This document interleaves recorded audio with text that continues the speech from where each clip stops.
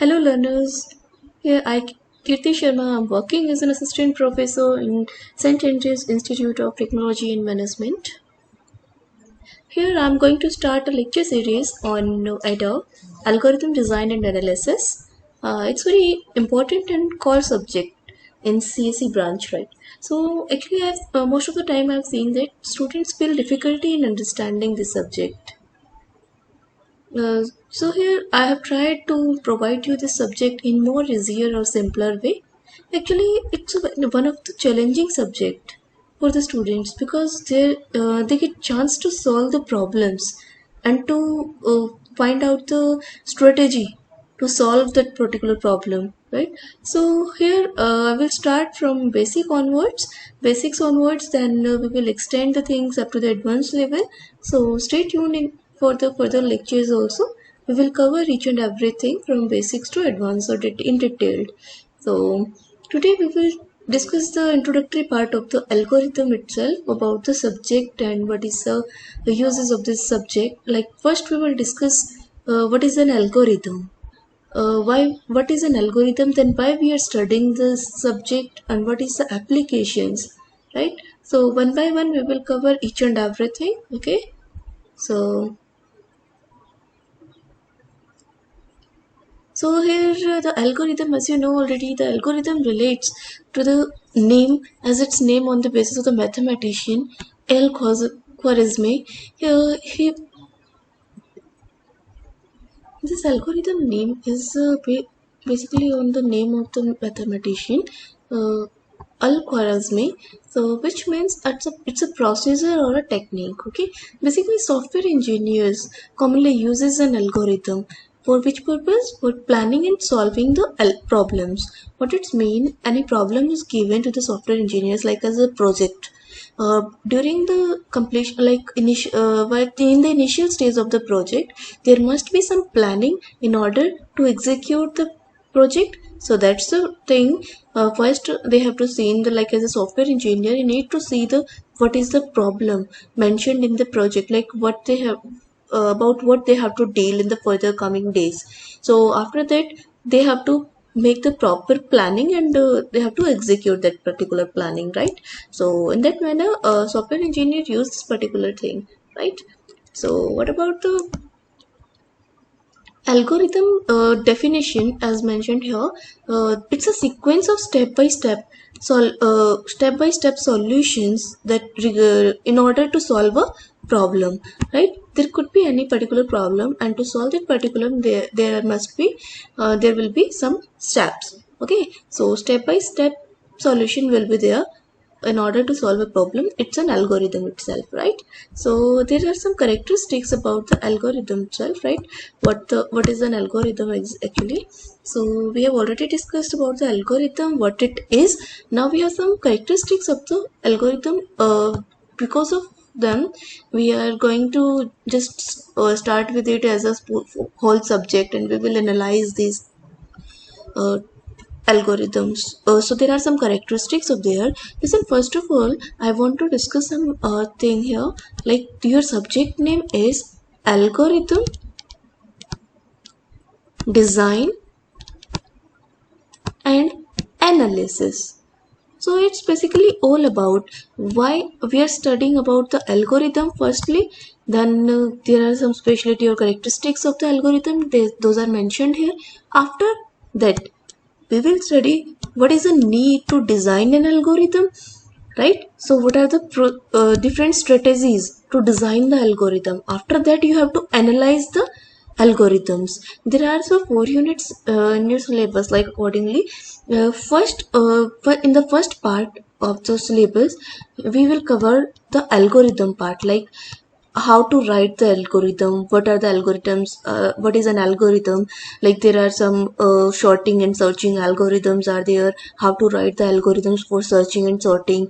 Then next in the, like, divide and conquer techniques are there, on the basis of which there are various algorithms available.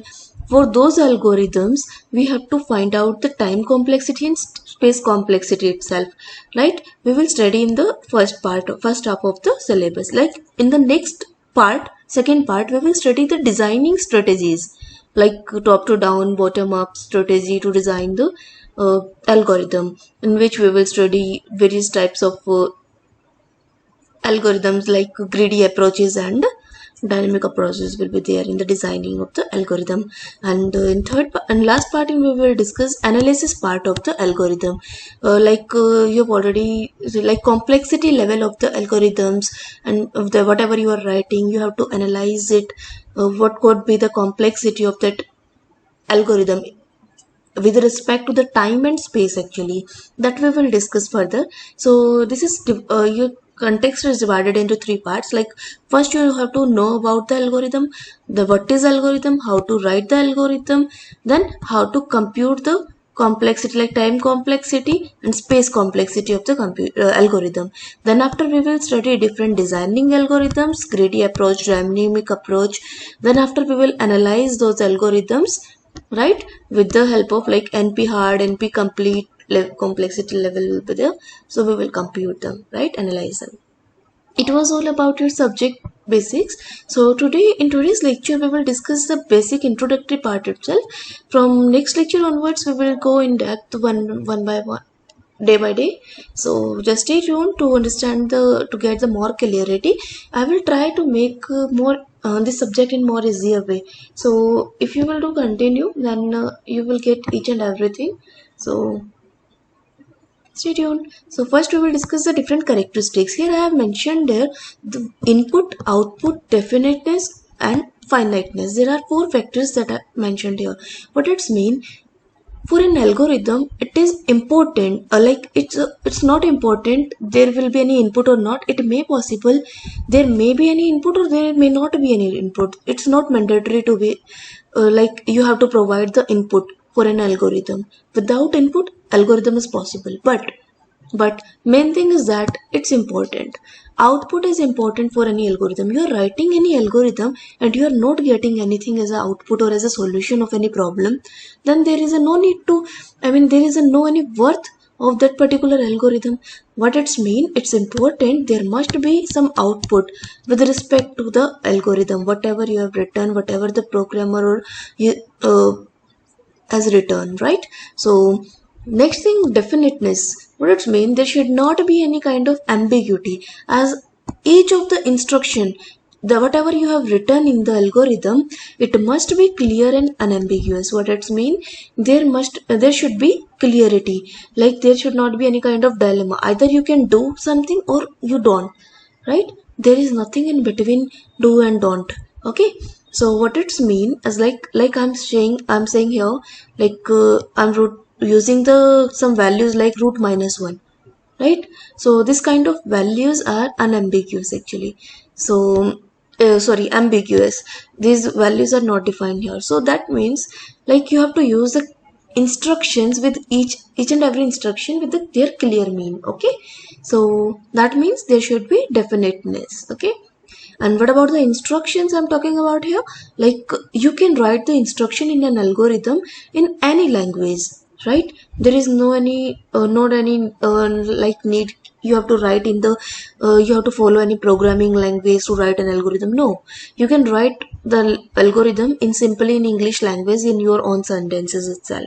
But there should be each and every instruction clear way. There should not be any ambiguity in the instructions. Like if you are saying that you have to enter, common example, if you are entering in the house and either you will open the door or you will not open the door, you can't make any kind of confusion like you are opening the door and you are not entering. No, so directly there should not be any ambiguity. I hope it's clear. Next is finiteness. What do you mean by finiteness? Simply, if you are writing any algorithm and you are executing it, it must terminate. What it's mean, that it's not possible or it's not holds good, like you are writing some steps of instructions as an algorithm and you are executing and it's infinite number of steps that you have written, right? It's not possible. Like there should be finiteness in the number of steps that you have mentioned in the algorithm. Okay, after that output is compulsory. If you will not get any output in a fixed amount of time, in a finite amount of time, not fixed, in a finite amount of time, then there is a no any worth to write the algorithm. What it's mean, that is the reason it's important. Like these four steps are important to write any algorithm. These are the main characteristics or features of any algorithm. I hope it is clear. Next, there are some advantages of the algorithm also, because of which we are using them, right? Because to make our task simpler, see, in this easy way, right? That's why we are using algorithm. Because first we will plan something, like if you want to go abroad for the study, first you have to make some plan, na? So after that you will execute that plan. So there should be some strategy, some planning on the back end before doing some main task. Same like that, before doing some programming on the project, it's not a identity for the good programmer that directly he started the programming to do the programming for the project. No, it's not the good behavior of the programmer. Programmer first need to try write the algorithm approaches, like steps, how to there should be some planning, how to deal with the project, how to write the programs. He has to divide the programmings and complete module in some parts, right? So then after that he has to design it, like in what manner he can execute that particular algorithm. There are some there could be some strategies, so he have to evaluate them. After that he has to need to write the programming by using some programming platform. Any programming platform may possible. It's mandatory for all the programmings, like it could be your C, C++, Java and all. Any programming language you are using, it doesn't matter, it's a common scenario. You have to write the algorithm, then you have to design the algorithm, then after you have to write the program or implement the algorithm, right, on the programming interface. So it's the procedure that everyone have to follow during the programming. It is expected actually from a good programmer. So it's a step-by-step representation that makes our problem in more easier. That's why it's a big advantage to use in the programming language, right? So to use the algorithms as a basic steps, it should be the definite procedure. But it's mean we have already discussed the characteristic of the algorithm definiteness. There should not be any ambiguity, and there should be clear and clarity about each and every instruction that you have mentioned. Like procedure means, like you are adding some, like we have some procedure like methods for addition, subtraction, like there could be multiple processors in a single program itself, but they should be definite, right? So next one, not dependent on any programming language, as I have already mentioned. It is not mandatory, like you have to write the algorithm by following some rules and regulation of the programming language. No need. You can write it in your own language, like English is our standard language. You can write it in the English itself. Even though if you don't want to use English, you can write it in any language, any mother tongue language. It's okay, but there may the whatever the steps you have written, the instruction format, they must be clear. Okay, so every step in the algorithm has its own logical sequence. It depends on the user or programmer how he want to deal with the things. Okay, so it's very good thing about the algorithm that there is no need of the extra things that you need to learn. Okay, so here is some difference between the algorithm and program itself, right? So I hope it is clear to all of you, right? So up to now I have already distinguished the algorithm with the program. Algorithm is a basic step, initial phase to write the programming further, right? So writing at designing time, so in the designing phase of the programming, like of the project, whatever you are handling on the, as a programmer, so it algorithm will be there on the designing time, in the designing phase, right? But the program will be there during the implementation phase. Of course, if you have already designed the algorithm, then you have to implement it by using some programming language. If you have planning, then you have to execute that planning by following some strategy also, right? So it's all about the algorithm and program. Simply, a person who have the domain knowledge can write the better algorithm. But as the same, while who has the experience or who has a domain knowledge and who is writing the algorithm also having the knowledge of the to write the programming also. So a programmer can have the knowledge or domain knowledge regarding to write the algorithm also, and to write the program also in the programming language, right? The next thing that we have here as the distinction is language. In algorithm, you can write by using any of the language, whatever the user want. But in the programming, you have to follow some syntax and some rules or the programming language in which you are writing the particular in which you are doing the programming. Like if you are doing the C++ program, you are writing in the C, right? So there is some rules and rule regulations and syntax that you have to follow in the C language, right? So it's a platform dependent programming, that whatever you are doing in the program, it's a program operating system dependent and hardware dependent. That means dependency is there, but there is no any dependency, right? So algorithm you can write anywhere, wherever you want. Okay, here one important remark here, that is the point to note here. Need analysis of an algorithm always need analysis, but wherever program needs testing.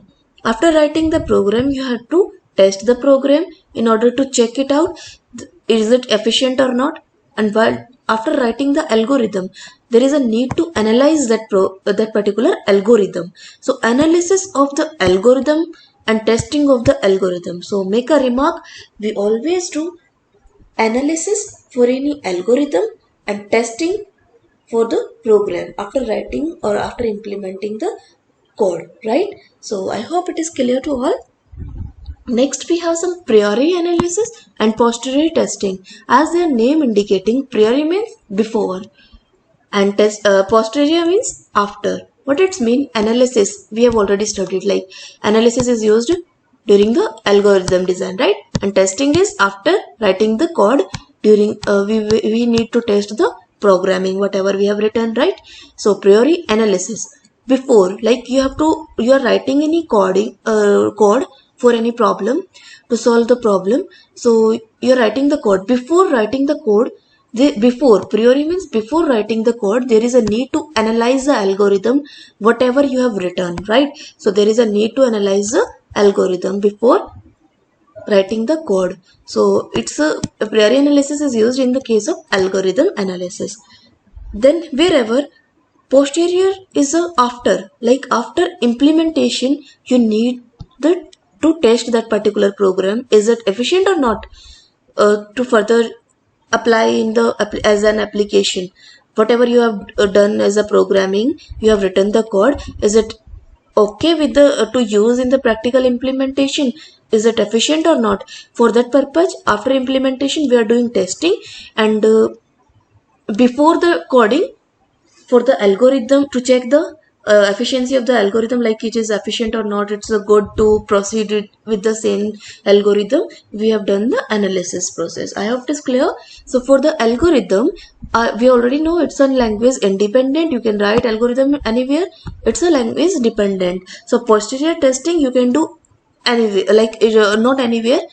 Here analysis can do in any language, but testing must be there by following some rules and regulation, like there will be some criteria to test the program. Okay, there is some softwares like the Selenium and all. In practical example we have to test the softwares whatever you are coding, whatever you have done as a coding, it will test module wise by using the Selenium type software testing processing and all, right? So it can be written in any language, and there will be some specific language like Java and all, C, C++, Java, Linux, this is hardware and operating system independent, and this one is dependent on the hardware and operating system, as we have already studied. Now one more important thing we have already studied, like algorithm need the analysis, right? But this analysis we will do by using the function of time and space functions. Okay, so it's important to mark, we will do the analysis of the algorithm by using the time and space functions. But here we will test the program by using the by trace the time in the bytes. Okay, whatever the time is taken by the CPU in execution, or whatever the program taken the space in the in bytes during the implementation. So it is calculated in the testing phase, and an analysis phase, time and space functions required here, right? So next we have how to write an algorithm and how to analyze an algorithm. Simple, it's very simple actually. So you can write the algorithm by using some following steps. Like in your own language, you can write algorithm. I have already mentioned it is not mandatory to write the start and stop here. You can directly either you can write here begin and end for the user friendly nature, like to make the user comfortable we are writing these things. Either if you can write here like insert input, give the input for a and b and temp variable in your own language, you can write it, right? But I am writing it in according, I have written this on the basis of my comfortability, so I have written this as like this. You can use anything else also, it's up to you. Okay, so I've written mentioned the step here, read a b and temp, three variables we have taken here. Now we have moved, like this is a program for swapping itself, right? We have written the algorithm for swapping of the two numbers values, right? Two values from one variable to another variable. Variable a value goes to the temp, and b value goes to the a, because a is already empty because we have transferred the a value into the temp. Now a is empty, that's why we have transferred the b value into a. Now b will become empty.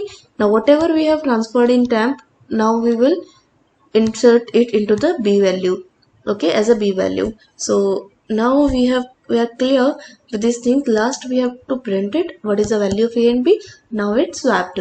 So it was all about the steps that you can write here, and you can write these steps in your own language. It's not necessary that these are fixed. No, these are not fixed steps. Okay, so it's up to user. So how to analyze the algorithm, as I've already mentioned, there are some factors like time, space. Three more factors are there, like power consumption, how much power it is consuming during the analysis, like electricity power I'm talking about, right? So what is a network? If you are doing the programming on the cloud platform and all, there must be the credit like networking, like incoming and outgoing, right? You're buffering the data, your data is buffering, or downloading and uploading, processing, how much time it takes. So network speed is also matters a lot here. And at last, for the storage, there is a need of the CPU registers, that matters a lot while analyzing the algorithm itself. Okay, so next we have some like time complexity. But with the meaning, like it's we have already discussed, like we have to examine like how much time an algorithm takes in execution, right? So that is the time complexity itself, right? So in the according to the definition, like you have to write that as like this. It is a defined as the process of determining a formula sorry, for total time required towards execution, total time required towards execution of that algorithm. This calculation will be independent of implementation details and programming language. It's very important part actually. So this calculation is not dependent on any implementation details, how you are implementing the algorithm. Okay, so and programming language, it's totally independent. You can calculate it yourself. Like if for the you can also calculate the manually for the smaller programs, but for the larger programs, if you are writing the code in hundreds and thousands, then it is a need to use the software or the system to calculate the time complexity itself. Okay, so basically we use this in the major projects also to compute the time complexity, because if you analyze this thing before the implementation, there will be a target to cover it, like we have to complete this particular module into the next upcoming 1 week or 1 month, right? So we can assign the deadline on the basis of the time analysis. Like you've already analyzed the time complexity, how much time this particular module can take. So we are assuming the approximate timing for that particular module to complete. So on the basis of which we are, as a project manager, you are assigning the deadline to the employees. So is it required 1 week? Is it required one a month. So you will divide the categories, time in the categories or modules in the categories. So on the basis of which you can decide the completion of the project, complete project. Okay. So it was all about the time complexity. So now here I am taking an example to make you more clear here. So there is a concept of the frequency count that is very helpful in analysis of the algorithm time complexity. Okay. So here I'm taking this example as it is mentioned here. You are able to say this example. Here, this particular example is doing the sum of the n natural numbers. Okay, so this A is defining here as an array, right? So I'm taking an array here. All of you are aware about these small terminologies. I'm taking, like for example, I'm taking the value of n here is 5. Okay, let's assume. So I'm making here 5 spaces for the array 1, 2, 3, 4. I hope it is clear with all. Clear for all, right? So there are the 5 elements that we are trying to enter in the array A, and is an n value is 5 we are taking here as variable is 0, right? So according to the time complexity, we have to just take it out, trace it out, that a particular instruction or statement is executing how many number of times. So this particular statement is executing single time. Whenever it will comes into this particular method, it will execute single time, right? So next, how much time it will take to cover this particular loop? Of course, you are executing the for loop for the from 0 to 5th. If I'm taking the value of n is 5, so how many time it will execute? Of course, it will execute 6 times, because for 5 value also it will check it out, but it will not enter into the loop, right? So if value of here I'm taking n, so it will execute n plus 1 time. In the same manner, the statement whatever is written inside the loop, it will execute n times, right? Whatever will be the condition, it depends on this. Okay, this one will it will return the statement, the value of s once only, so it will execute single time. Okay, so total time, how much time it takes, like, and you have to add all these things like 1 plus 2 plus 3, and this is n plus n 2n. So what you get here, 2n plus 3. For execution of this complete thing, you have the 2n plus 3 is the time that is taken by this particular algorithm to execute, right? So in generalized form, you can write it as like order of n. Here this 3, 2, these are the constants here, so you have to ignore the constants because constant doesn't matter a lot here. So what is the generalized form here? This is n, that means order of n. The big O and theta and all that we will consider later. Right now I'm just taking the in generalized form order of n, so we will study it later, like you have to use omega and theta and big O. We will study these things later. Okay, so it was all about the time complexity. Next we have to compute the space complexity also. So here are the how many spaces are you have reserved here? 1, 2, 3, 4, 5. 5 spaces. That means for a, what it means, whatever is the value of n, it depends, the size of the a depends on that. That means n number of spaces you have to allot to the a, right? Then s is a variable that you have taken. It will take the from here, it will take some constant, like if it is of integer, it will take 2 bytes and all. Then one slot it will take. I'm taking as one slot it will take. Next variable is, next is s. S is we have already covered. Is there anything left? I value is, it will also take one slot, right? So what it's mean, we have already initialized it with 0 na? So one slot will be taken by it. N plus 2. So what it mean, like it 2 is any constant here, it will take order of n space itself. Okay, in generalized format, always ignore the constant terms, always take the generalized values like n plus 1 and n square and all. So general format, we will talk about the general format, will not consider any particular target here, right? So next what we will have here, just next example that we can take here, I'm writing over here. So we will discuss the time complexity level here for different time complexity and space complexity. Like for nested for loop, if we will use the nested for loop, then what we will be the time complexity. If we will use the while loop, if else, then do while, and etc. Nested form also, if we'll use the loops, then how we can compute the time complexity, right? So we can compute the time complexity and space complexity in this manner using the frequency count. Frequency count is nothing, it's a occurrence of any statements while executing the program. How many times any statement is encountered, how many times a statement is coming to execute during the execution of the complete program. That is the frequency count itself, and it helps a lot in finding the time complexity. And time complexity is important to find out regarding with respect to any algorithm. Why? Because on the basis of time complexity we can analyze the, like, time complexity of an algorithm, we can analyze the complete project modules deadlines uh, before execution of the project. Before we can decide the some terms and terminologies.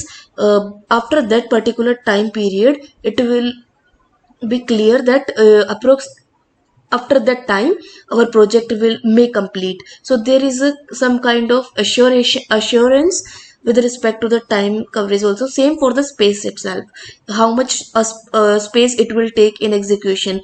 So how much space you need to execute for that, for a particular module or a program. So all these things have their applications in the further subject also. So make sure this basic introductory part will help you a lot. So stay tuned for the further lectures. We will do continue practice in the next lecture for the to find out the time complexity and space complexity. Then after we will move forward with the searching and sorting algorithm itself. Okay. So stay tuned. Have a nice day. Thank you. Thank you. Have a nice day.